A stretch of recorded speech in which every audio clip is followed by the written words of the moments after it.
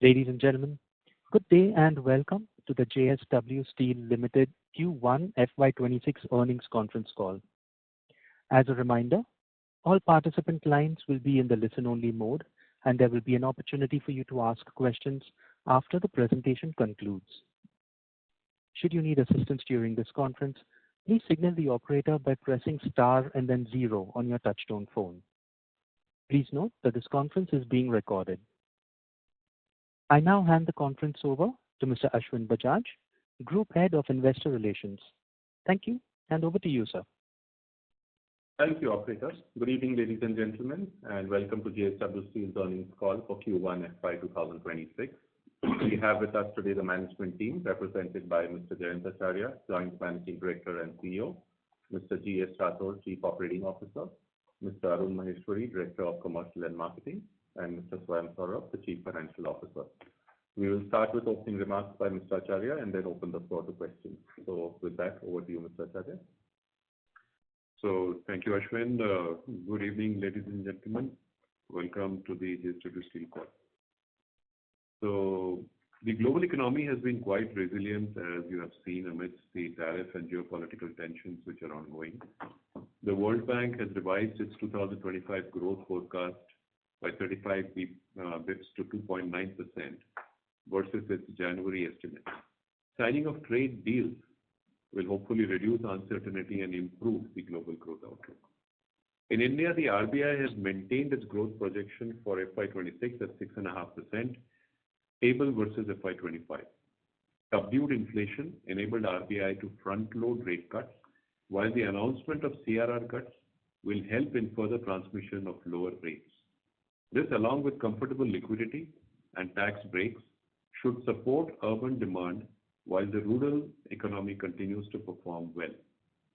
Domestic steel demand continues to be good, aided by healthy capex by the government in Q1.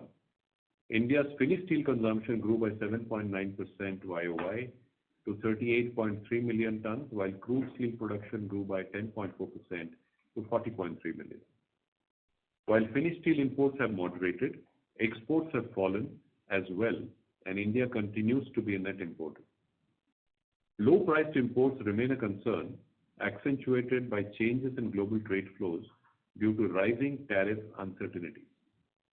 While steel production in China has fallen in recent months, the elevated Chinese exports continue to be a challenge for the global industry at large. Talking a little bit on our sustainability efforts, the transition to renewable energy remains a core pillar of our decarbonization strategy, and a 2.5 gigawatt of renewable capacity which has been announced is on track. Around 800 megawatts is already commissioned up to Q1, and further 200 megawatts will be commissioned in Q2, which will take us to 1 gigawatt of operational renewable capacity. We will also remain committed to no net loss in biodiversity by 2030. Biodiversity management plans are already in place across all our steelmaking sites. Through afforestation efforts in Vijayanagar, we have created a positive biodiversity impact across 4,000 hectares.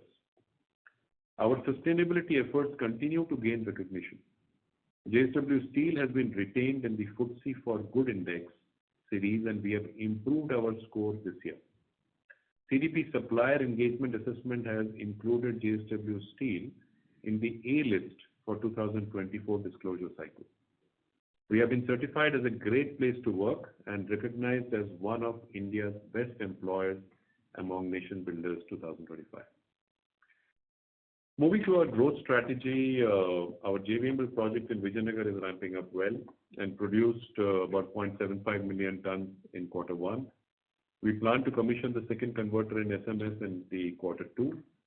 Subsequently, we will take the shutdown of our BF3 blast furnace at Vijayanagar starting September 2025.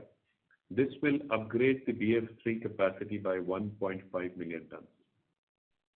The Dolvi Phase 3 expansion from 10 to 15 million ton is progressing well and on track to be completed by September 2027. We continue to enhance our downstream capabilities. In May, the board had approved two projects. One, a 0.6 million ton cold rolling complex at Khopoli with capabilities to produce galvanized, galvalume, and zinc magnesium coated products for appliances, general engineering, and renewables.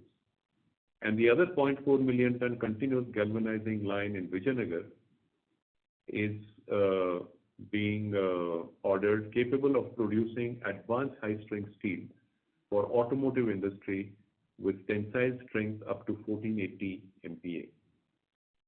The board has now approved setting up of a 0.55 million ton of cold rolled non-grain oriented electrical steel facility in Vijayanagar. This will cater to the rising demand for electrical steel in the country for generators, motors, etc. In the BPSL matter, we just wanted to update you. JSW Steel has filed a review petition before the Supreme Court on 25th of June 2025 in respect of the Supreme Court judgment dated 2nd May 2025. The COC and RP have also filed separate review petitions. The review petitions will be listed in the Supreme Court in due course. The order of Supreme Court dated 26th May 2025 in JSW's SLP directed status quo in respect of proceedings before NCLT for implementation of the Supreme Court judgment until the review petition is decided. We, along with our legal advisors, have analyzed the matter and are of the view that we have strong grounds to pursue the review petition. On our raw material security, we would just like to update. For iron ore in Karnataka, we'll be commissioning the 3 mines progressively during the current financial year. In Goa, we plan to start mining operations at our Kudnan mine in Q3 of this financial year, while the Surla and Kodli mines are likely to commence production in the H2 of FY27. The 3 Goa mines will cumulatively produce approximately 3.7 million ton as we have guided in the last quarter. We continue to work on our 3 captive coking coal mines in eastern India and our washeries at Parbatpur and Dugda. We have also now connected with the 5 million ton linkage from Coal India. We expect to secure usable coking coal supply of around 3.2 to 3.5 million ton per annum from these domestic sources over the next 2 to 3 years. Let's now talk about our operational performance for the quarter. Our consolidated crude steel production in Q1 grew by 14% YOY to 7.26 million tons, while our consolidated steel sales at 6.69 million tons grew by 9% YOY. Importantly, our domestic sales grew by 12% YOY, which was much higher than the industry growth of around 8% during the quarter. Our share of value-added and special products improved to 64% from 60% in the previous quarter. Our sales to auto sector grew by 20% YOY, which were the highest ever. We also reported the highest ever sales in the alloy long products business, which grew 19% YOY, and our sales to the appliance segment grew by 27% YOY. Our inventories have increased during the quarter as we rebuilt inventories from the lows of March 2025 for better servicing of the customers.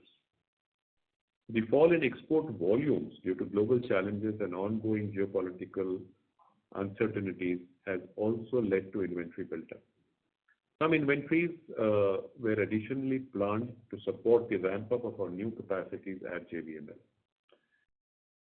Moving to our financial performance, our consolidated revenues from operations were at 43,147 crore rupees, with an operating EBITDA of rupees 7,576 crores, with an EBITDA margin of 17.6% during the quarter. The profit after tax stood at 2,209 crores. Our Indian operations reported an EBITDA of 7,496 crores, with an EBITDA margin of 18.5% during the quarter. During the quarter, we benefited from steel price improvement from the low levels and an improved product mix, which we have seen on our VSP share. On the cost side, we benefited from lower coking coal prices. Our coking coal costs fell by $14 in line with our guidance in the last quarter. This was partly offset by increased fuel consumption due to planned maintenance shutdowns at our operations for 2 blast furnaces. Our captive iron ore consumption in the quarter was 39%. EBITDA was also affected by a forex loss of 343 crores on foreign currency loans due to abnormally sharp appreciation in euro against the INR, March versus June. At our overseas operations, the business has done quite well. The EBITDA performance at the plate and pipe mill in Texas improved quarter on quarter to $19 million on higher volume and prices. The Ohio operations also reported a positive of $1.3 million from a loss of $7.5 million in the previous quarter. The pricing environment in the United States has improved, and that has supported our overall operation performance. The Italian operations reported an EBITDA of $1.33 million from a marginal negative in the previous quarter. Overall, our overseas operations in US and Italy contributed to an EBITDA of 187 crores during the quarter compared to a loss of 39 crores in the previous quarter. Our net debt at 79,850 crores increased by around 3,300 crores quarter on quarter, largely on account of working capital buildup in the quarter. Our revenue acceptances as of 30th June stood at 2.11 billion, and our capex spend for the quarter has been 3,400 crores. JSW One platform, our one-stop digital marketplace for MSMEs in the manufacturing and construction ecosystem, continues to scale up well. JSW One is now a unicorn, crossing $1 billion in the recent funding round. The GMV for quarter 1 FY26 was 3,919 crores, up 1.5 times YOY. If we have a look at the outlook for quarter 2, we feel the demand in India is likely to remain strong for the year as a whole. CRISIL has already forecast demand growth in the range of 8.5 to 9.5% for this financial year. Steel prices, after increasing over March to May, have moderated in June and July. We expect coking coal costs to be marginally lower quarter on quarter, up to about $5 per ton of coking coal, while iron ore costs may see some decline. Overall reduction in costs due to lower raw material prices and better efficiencies will partly offset the reduction in steel realizations in quarter 2. We also expect better volumes in the coming quarter. The quarter 1 also had negative impacts of the shutdowns, which had an additional cost, and the forex loss, which has been built into our operational performance of quarter 1. At our international operations, we expect healthy performance of the US operations to continue in the quarter 2, and our Italian operations should also see an improvement on better order mix. Overall, the outlook for the Indian economy remains strong, supported by strong PMI readings and benign inflation. Sustained government capital expenditure, a favorable monsoon outlook, personal income tax cuts, and the Reserve Bank of India's pivot towards monetary easing will drive consumption and private investments. On the back of these factors, we expect another year of healthy steel demand growth, and JSW Steel is well positioned to support India's growth. Thank you very much, and we are happy to take questions. Thank you very much. We will now begin the question and answer session. Anyone who wishes to ask a question may press star and 1 on your touchtone telephones. If you wish to withdraw yourself from the question queue, you may press star and 2. Participants are requested to please use handsets while asking a question and to restrict yourselves to 2 questions only. You may rejoin the queue for follow-up questions. Ladies and gentlemen, we will now wait for a moment while the question queue assembles.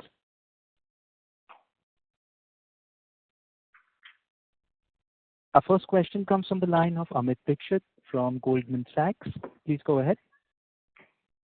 Yeah, good evening, everyone. Congratulations for good performance. I have a couple of questions. The first one is on JVML Vijayanagar.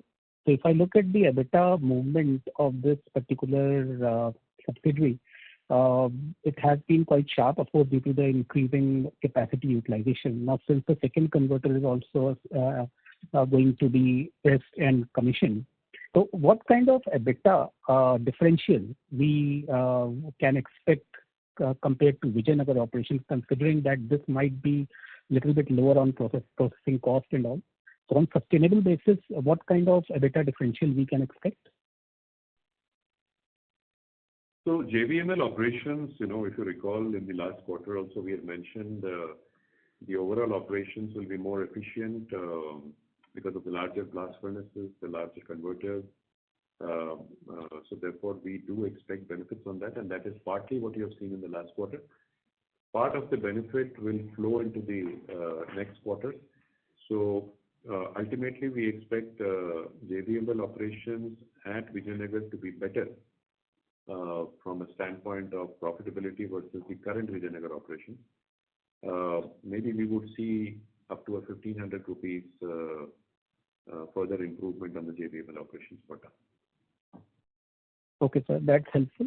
The second one is on iron ore. I mean, while we are going to start Goa mines and ramp up few other mines, the quality of iron ore is a key suspect here.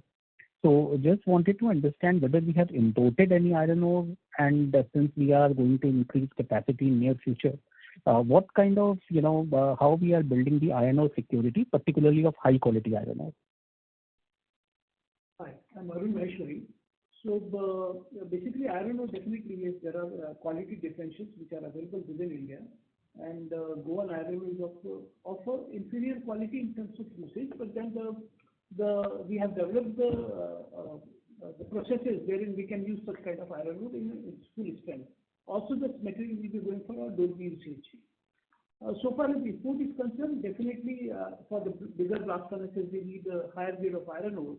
And to sustain these kind of furnaces and the processes, we do need a high grade iron ore, for which we go for imports. If it is available domestically, that is the first preference. Otherwise, we have to go for imports. Also, to just add, the Goa iron ore, which is of lower grade as you asked, will go into the sinter plant operations mostly at Dolby, where these are easily absorbed. Sir, as I understand in the past... sorry to interrupt, Amit. We request you to please rejoin the queue if you have follow-up questions. Okay, sure. Thank you. Yeah. Our next question comes from the line of Sumangal Nevatia from Kotak Securities. Please go ahead. Yeah, good evening, sir. Thank you for the chance. First is on prices. Is it possible to quantify? Are we at the early March levels, which was the pre-safeguard duty? So are we looking at 1,500, 2,000 rupees kind of a pressure on a sequential basis? So the prices, as you recall, have moved up in March, April, and partly in May. From the month of June, we have seen prices moderating. I think at hot rolled coil level, they have moderated by about 1,500 rupees in June per ton.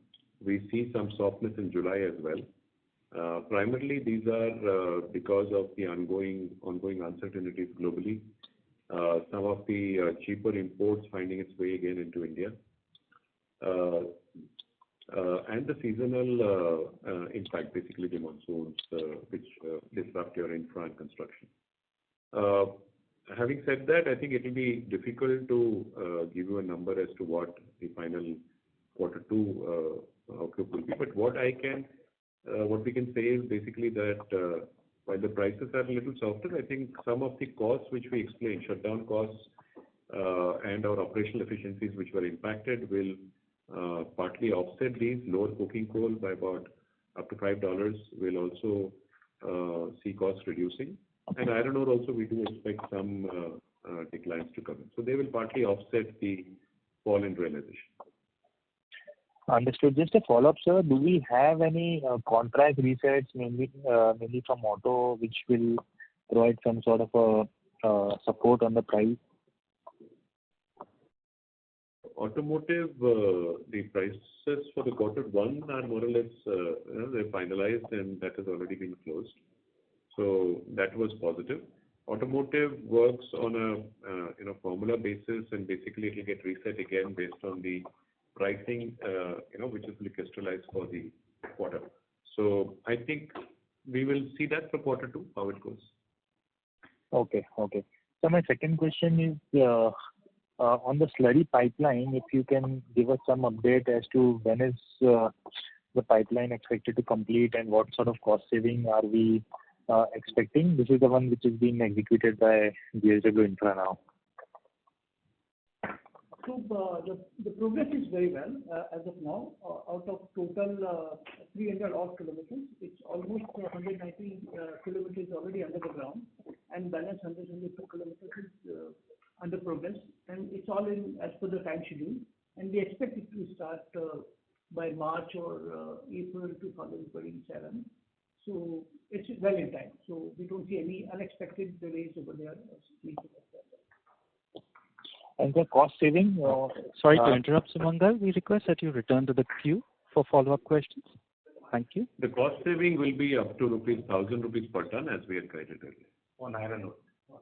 On per ton of iron ore. Yes. Thank you. Our next question is from the line of Amit Murarka from Axis Capital. Please go ahead. Yeah, thanks for the opportunity. Just wanted to delve a bit more on the auto pricing for the quarter. So just you said that it works on a formula. So is it like a 1 quarter lag, or like if you can just explain that a bit more, how does the formula work?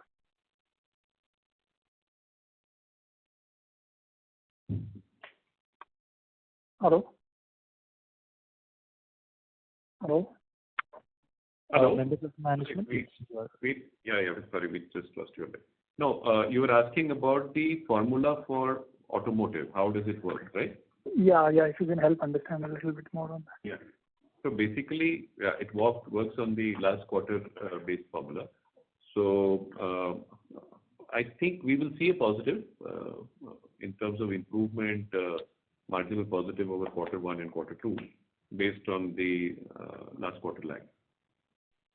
Okay. So is it a 1 full quarter lag, or is it like, let's say, by the time the discussion is concluded, that says now that the pricing is already down, maybe take a rolling 3 months or something like that? Is it like fixed that it will work with a 1 quarter lag?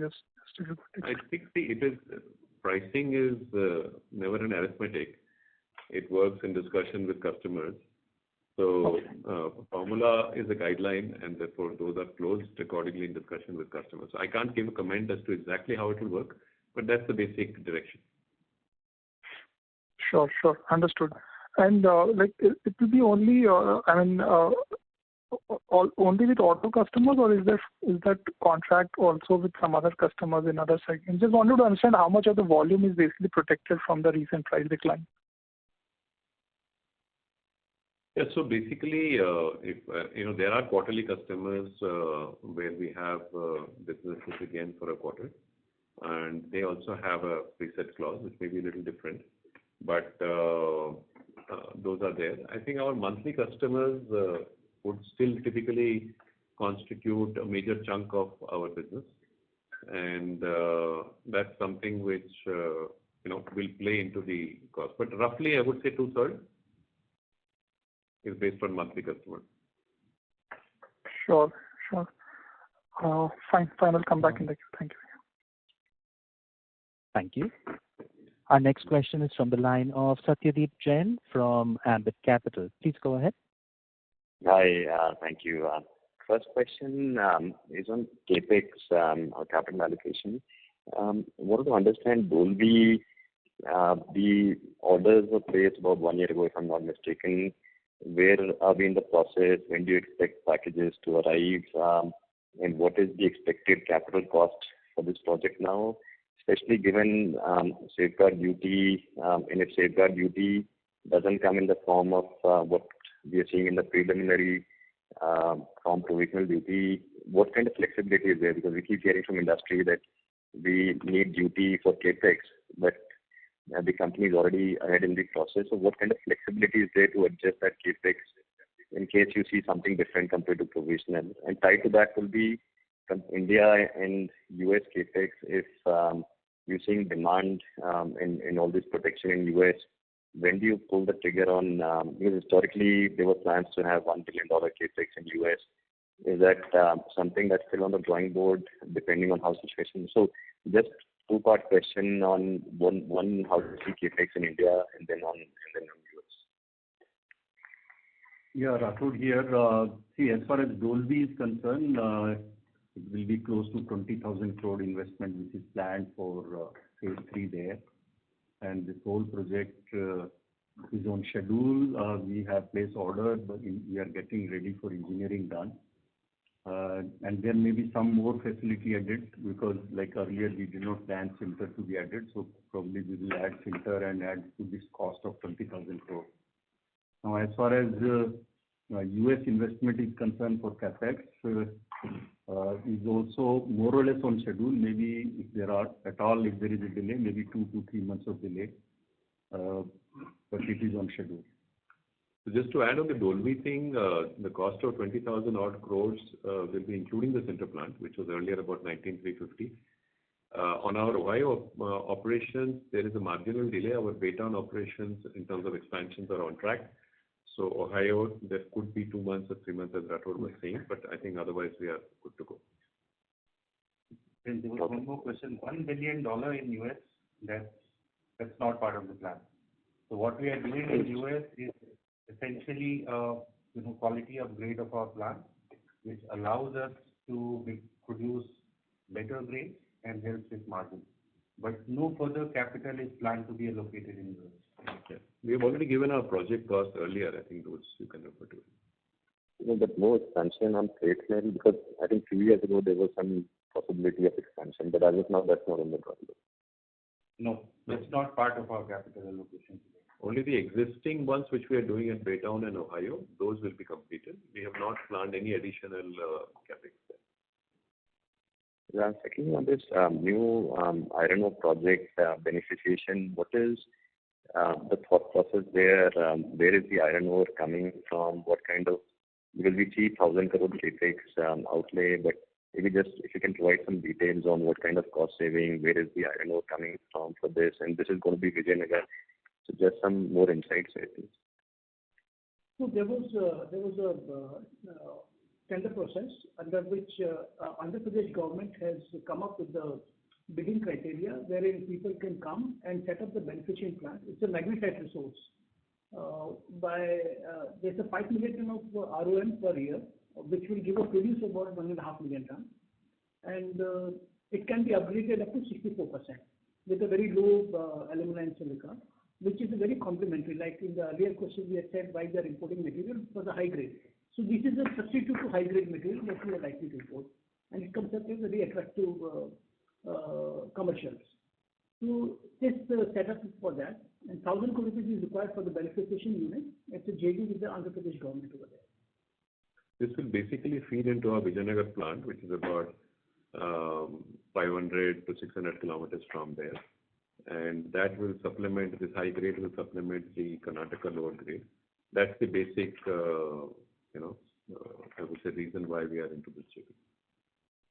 Is there any maybe potential savings? Sorry to interrupt, sir. We request you to please rejoin the queue if you have follow-up questions. Thank you.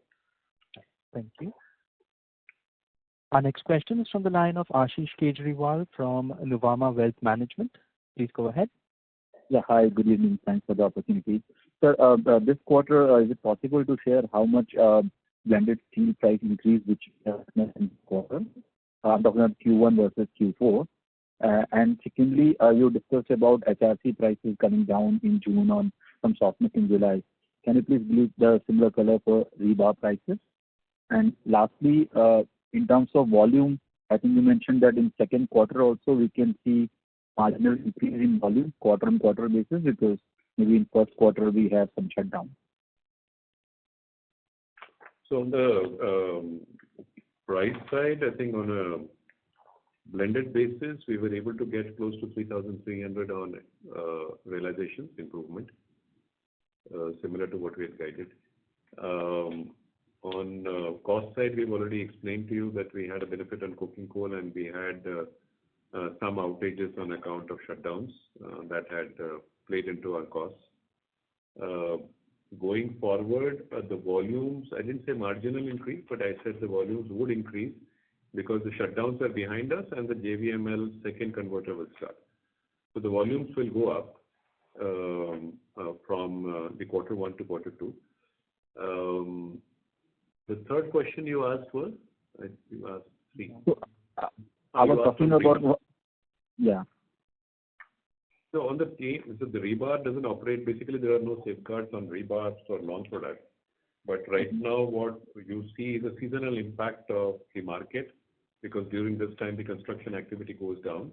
So you can see that playing out in the secondary market and therefore on the primary bars as well. So the prices during this period of time do go down. It's a seasonal situation which happens every seasonal monsoon quarter. And then again, after the construction activity picks up, it starts coming back. So, sir, whatever demand, okay. So whatever price erosion which we are seeing right now, it's really seasonal. We are not witnessing anything which could be, beyond seasonal also as of now at least. So, no, let me just put it this way for everybody. I think that so quarter one to quarter two, number one positive is you will see volumes going up. Number two is that your shutdown costs of in the range of about 200 crores, which we had an impact in quarter one, will no longer be there in quarter two. Number three is that 343 crores of impact on forex loss, which is a mark to market on our euro loans. That's a one-time abnormality. We don't expect this kind of thing to repeat again. It may vary a little bit here and there. So these two factors, if you were to add, is almost 800 rupees a ton. 200 crores of this and about 343 crores of this. So that's a positive play. Plus the efficiencies will go up. JVML costs will go down. A little bit of cost on account of raw material will also play. So therefore, we will have these as tailwind. The headwind is, as I said, in terms of price. So the prices are something which have softened. So, but we have these cushions to be able to, mitigate some part of the cost, part of the profit realization. Understood, sir. Understood. Thank you and all the best. Thank you. Our next question comes from the line of Ritesh Shah with Investec. Please go ahead. Yeah, hi, sir. Thanks for the opportunity. Sir, the first question is on the regulatory side. How are we looking at safeguard duties being reinstated or bumped up? So what is it? How should we understand that? Secondly, there were several variables, specifically from a mining standpoint, cascading effect of royalties, and I think the other one was retrospective taxation, specifically with respect to Karnataka. I think that's the first question with three parts to it. If you could please help. Thank you. So on the tariff safeguard side, I think the government is going to be reviewing and announcing the final safeguard duties within the period given, which is 200 days from the date of initiation. So I think the investigations are on, so we would see the result by that time. Given the situation that the tariff uncertainty overall in the world has increased, and many countries have started putting barriers to trade, increased barrier to trade, there is more propensity for diversion of trade into India. We are seeing some of that happening. So lower priced imports are coming into India from other countries, which were not there for the recent past at lower prices, which is impacting the sentiment in India. So therefore, there is a case for the government to consider the safeguard duty favorably in terms of extension as well as in terms of the overall duty percentage which they have levied. But there is nothing much beyond this I can say. We will have to wait and see the final investigation.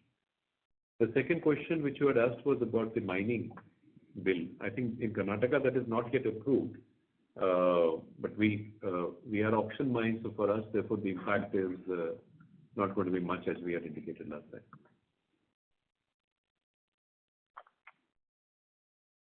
Sir, the B part, cascading effect on royalties? Royalty on royalty, is that what you're asking? Yes. So that is still sub judice, in the court what basically I think there is different views of opinion actually from different stakeholders. So that is something which is still sub judice. So we would, as of now, leave it at that. Sure. And my quick second question for Swayam. We have seen cash tax rate actually bump up very sharply. For FY25, it was 34%, versus the average of prior 4 quarters, which was 17%. How should one comprehend this, and does it have anything with BPSL by means? So your question is on cash tax? Yes. What was your question? Cash tax rate, what we show in the cash flow statement for FY25, that number is 34%, versus the prior 4 years, that number is 17%. So is there anything which has changed? No, we'll come back to you on this. We think there is a misunderstanding. A cash tax rate. This is cash tax paid from the cash flow statement divided by the PBT. Yeah, so it might not just be income tax. So we will come back to you on this cash tax paid include what all taxes. Directionally, our taxes have gone down. Yeah.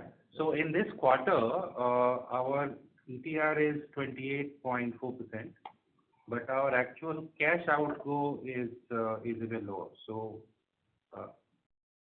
25.2%, which is the ETR at standalone basis. Sure. Can I just squeeze in one more if possible? Sure. Yeah.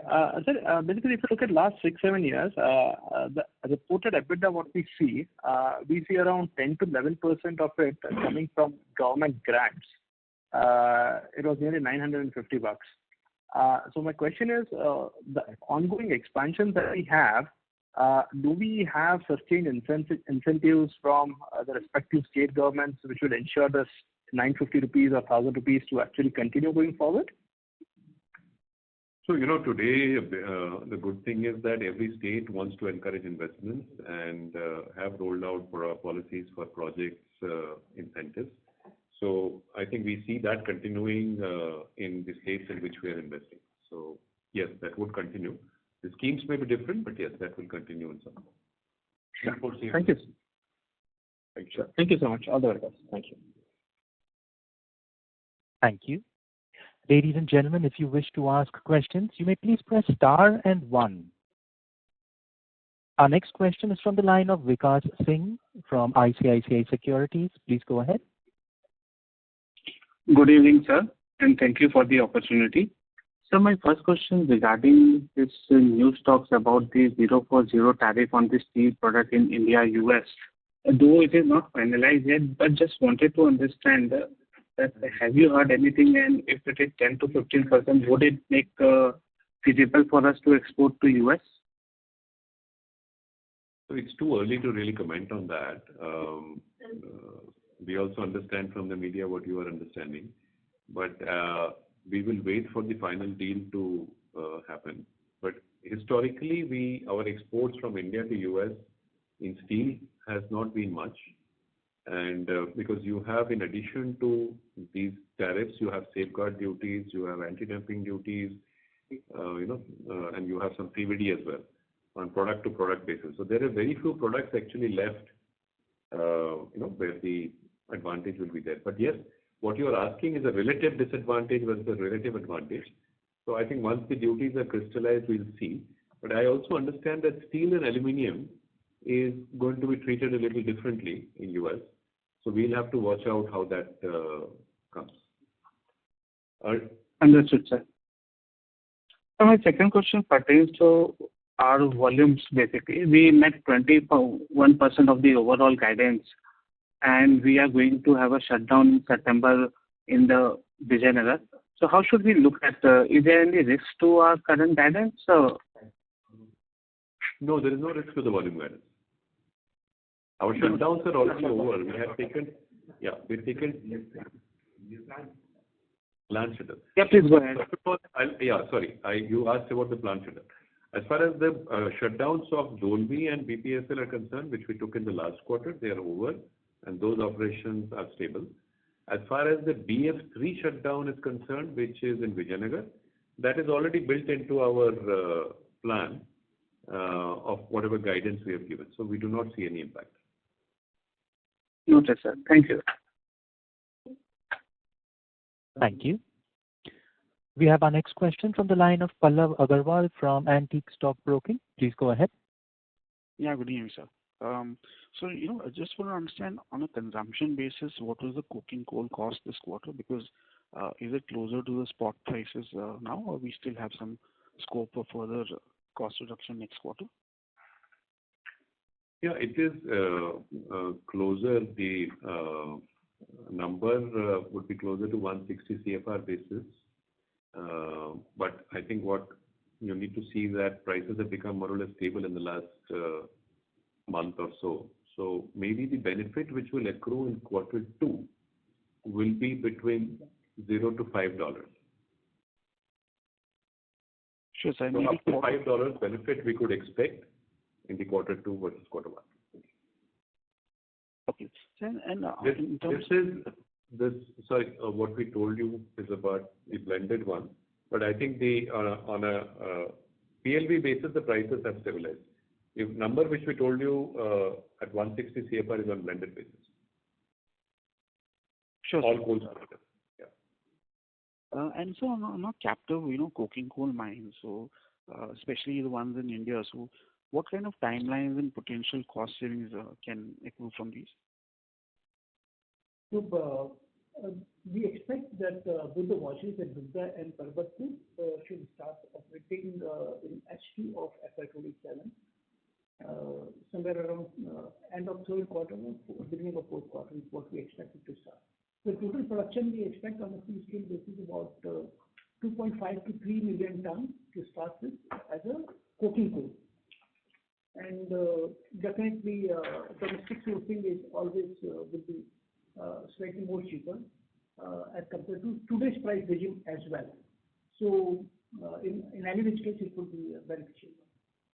And this including our 3 captive coal mines and the washeries put together, maybe we will be slightly higher is what we are targeting. We will have to see how the yields play in after we start the washeries.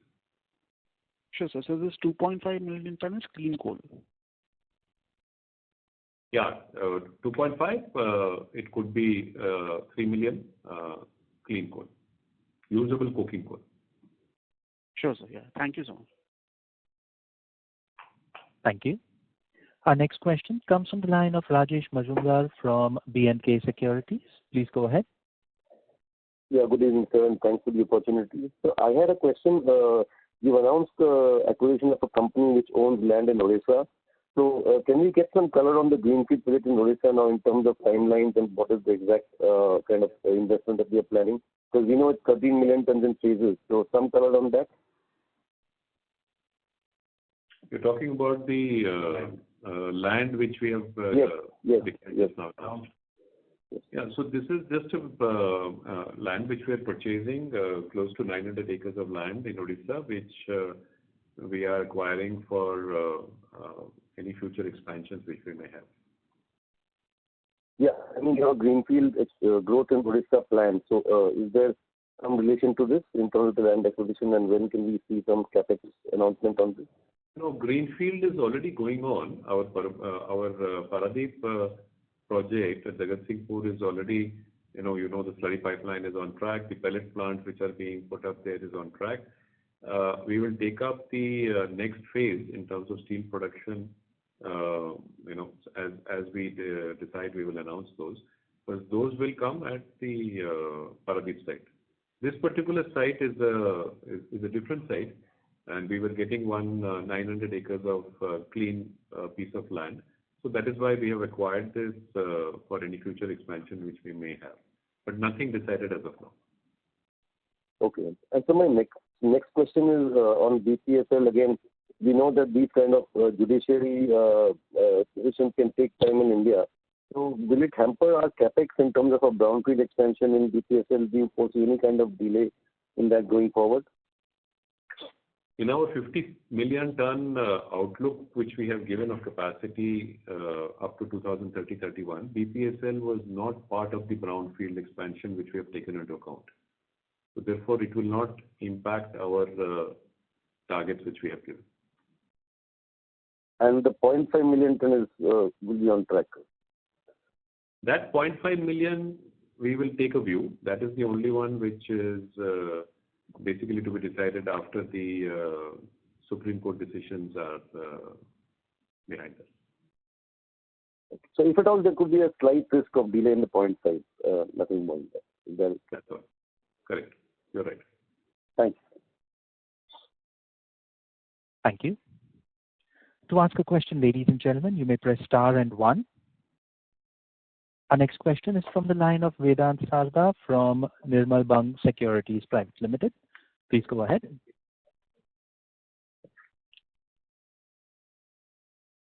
Vedant Sarda, your line has been unmuted. You may proceed with your question.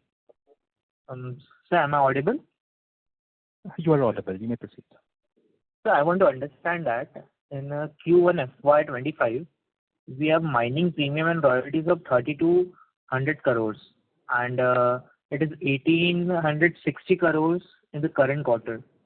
So the deviation of this, why it is like that? Just 1 second, please hold on.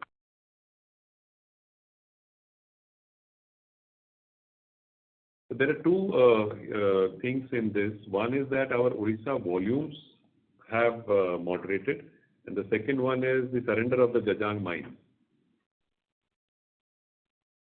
If you recall, we have surrendered the Jajang mines, and therefore that MDPA was completed, and the production from there is stopped. So that production would have been in last year base, consequently bid premium also in last year base. This mining premium have been decreased due to reduction in volumes. Yeah. Reduction in volumes, basically one is Jajang, therefore the volume and the premium both have gone down mainly because of Jajang. And secondly, some moderation may have happened in the other mines. We are using to the extent we require. Okay. Thank you. Thank you. Participants, you may press star and one to join the question queue. Our next question comes from the line of Satyadeep Jain from Ambit Capital. Please go ahead. Hi, thank you. Jain, just wanted to ask on the product mix. In the last, there is expansion in galvanized. We've seen expansion in volume and product mix improvement towards galvanized. So just where is galvanized going compared to stainless steel? Just wanted to understand. And also how much, let's say in FY25, you would have sold for solar mounting structure? So galvanized goes into galvanized. So there are, the coated product basket is quite large. It includes galvanized, it has galvalume, it has got galvanneal in our basket. These are different. So galvanized and galvalume go for your various construction activities, solar activities. Zinc magnesium is the other one which we have developed over the past few years. That also goes into corrosion resistant areas. Galvanneal goes for automotive sector. So therefore these are multiple uses. I am just trying to simplify this for you. We are expanding our lines on coated as we have just indicated in our initial address on the call. So those will cater to, one is the infrastructure, construction, general engineering sector in Khopoli. The other one will be for appliances in Khopoli. And the Vijayanagar line will primarily be for automotive, up to a very high tensile strength, advanced high strength steel for up to 1480 MPa. These are the different usage in these different plants which we are envisaging in our projects.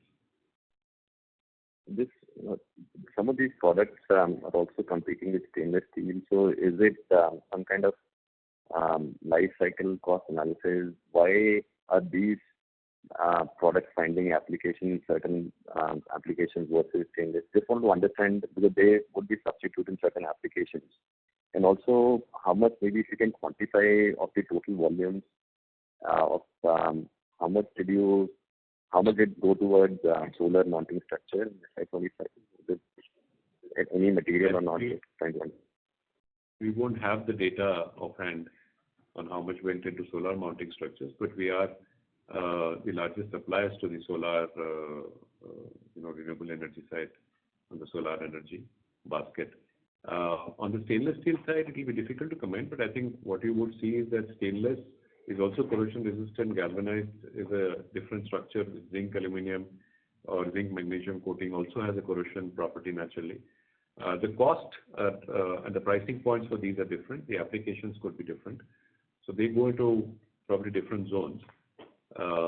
If you want, we can have somebody from our product teams to have a call with you separately. You can reach out to the investor relations. They can connect you. Okay, thank you. Thank you so much. Thank you. Our next question is from the line of Prateek Singh from DAM Capital. Please go ahead. Hi, good evening. Thanks for the opportunity.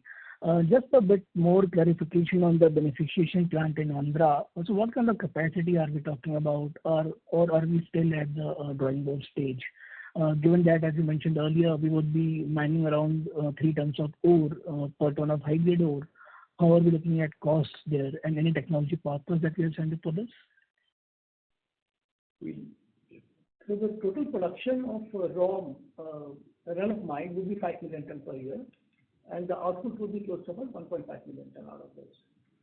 Overall cost and everything is being worked out, but then initial process says that it's a pretty good project. So what kind of timeline are we looking at? The total timeline as per the agreement is goes up to 900 days, but the initial timeline is 720 days. So we have to put, just to put it simply, we have to develop the mine along with APMDC, and we have to set up a beneficiation plant. It's a magnetite ore, which will be, which will be enriched to 64 Fe. As Arun said, this would give us a output of about 1.5 million tons. As we understand today, it is linked to the IBM prices of that particular grade, so it will be cost effective. Our idea is to take it to Vijayanagar plant, which will be the closest from a logistics point of view, between 500 to 600 kilometers. So it should be beneficial is our estimate. The balance is going worked out, and we can update you once we are ready. Sure, thanks. The last question is on any sense on how HRC prices domestically are now versus, let's say, import parity from China? Because it seems that China export prices have strengthened a bit over the past week, and we appear to be at discount. So any comments on that? So the domestic HRC prices, as I said, have moderated in June and partly in July as well. I would say that the prices are now very competitive from an import point of view. So therefore, the chances of more imports coming in from China would therefore to that extent be lesser. Some low-priced imports have been seen from Russia, which we need to monitor how that develops. Thanks a lot, and all the best. Thank you. Our next question is from the line of Kirtan Mehta from Baroda BNP Paribas Mutual Fund. Please go ahead. Thank you, sir, for this opportunity. I believe you announced about the non-grained project earlier in this. Would you be able to shed more light around the capacity economics of the project? Non-grained. Oh, for electrical steel. The capex for this project, is that what you're asking? Capex as well as sort of the economics, how does it work out for the CRNO? So economics. So first of all, the demand for CRN in the country is quite good because the electrical steel going into various end users like generators, motors, where CRNO goes, that demand is increasing. We therefore feel the need. Our current line of 200,000 tons is already fully loaded. We still see the demand remaining strong, so we have decided therefore to go in with capacity expansion. The project we see has a very good IRR in terms of rate of return. Our capex in the CRNO project is in the vicinity of 4,600 crores for 0.55 million tons. And the payback for this project is lower than 4 years, so it's a very attractive project. Thanks for this color. And in terms of sort of to maintain our downstream ratio at around 50% of our capacity, for our plan of 50 million ton, what are the additional species that you would be looking forward? I mean, would we have further announcement on the downstream side? So I think it's value added and special products both. So value added is in the downstream space. Special products are emanating from the hot strip mills in itself.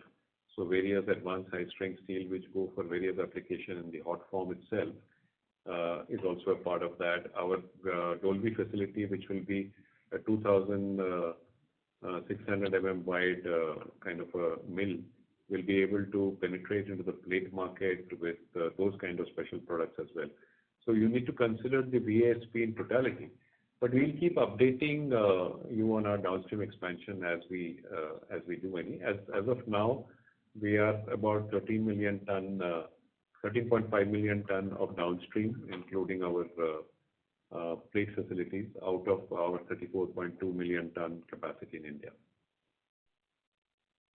But keep in mind that these are based mostly flat steel, whereas 34.2 million includes our long steel facility as well, which includes alloy steel, etc.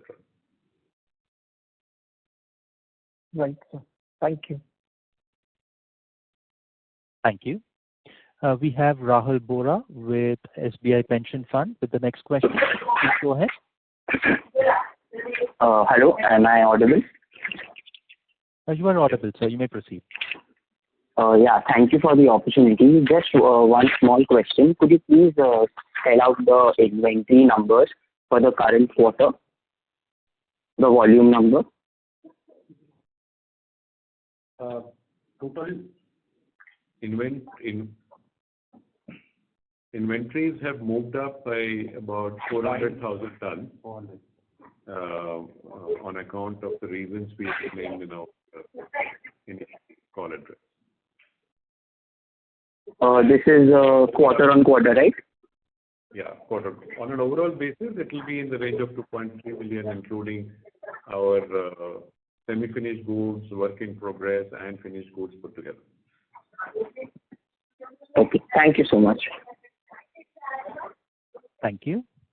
Ladies and gentlemen, we will take that as our last question for today. I would now like to hand the conference over to Mr. Ashwin Bajaj for closing comments. Over to you, sir.